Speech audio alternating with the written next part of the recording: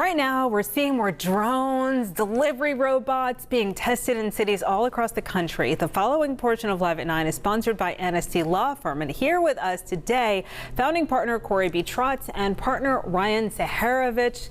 So much technology and advancement. Wow. Okay, so Ryan, let's start with you. Let's talk about if a delivery drone causes an accident, who is responsible?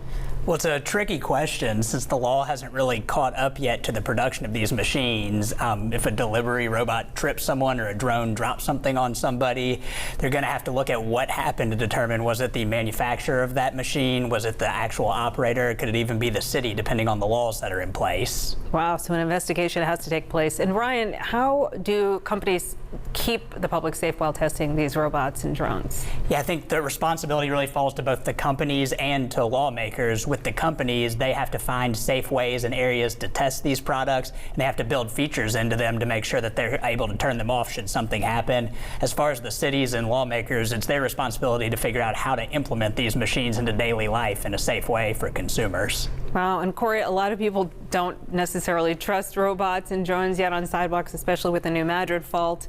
How do you build that trust? So the key is transparency. Let's see how the safety systems work in the real world.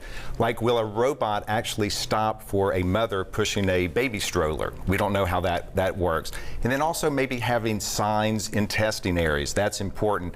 But ultimately, the public has to buy into the process. Like maybe having community hotlines, maybe apps where they can provide feedback back and forth. So once you bring in the safeguards and you have all of this public buy-in, that's when they feel more comfortable and trust is earned. Okay, we talked about investigating. Corey, if something does go wrong, how do you figure out what caused it? Sure. These machines record everything, like a black box in an airplane. So the investigators look at all the data, they determine what went wrong with the software. They can figure out whether it's a mechanical issue, was it a software problem, was it a human override.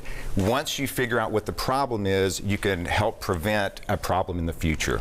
Wow, okay, so the convergence of all the technology, Ryan, have we learned anything from self-driving car cases that could actually apply to drones and robots? Oh, definitely. I think a lot of the issues that you see with self-driving cars are the same technical type of issues you're going to see with drones and robots.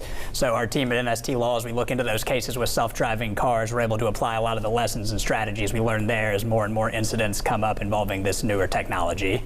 I'm absolutely fascinated. All right, there's the number, 901-683-7000. Thank you so much, Ryan and Corey, for being with us. Thank you, Conchi. And the preceding portion of Live at 9 is sponsored by NST Law Firm.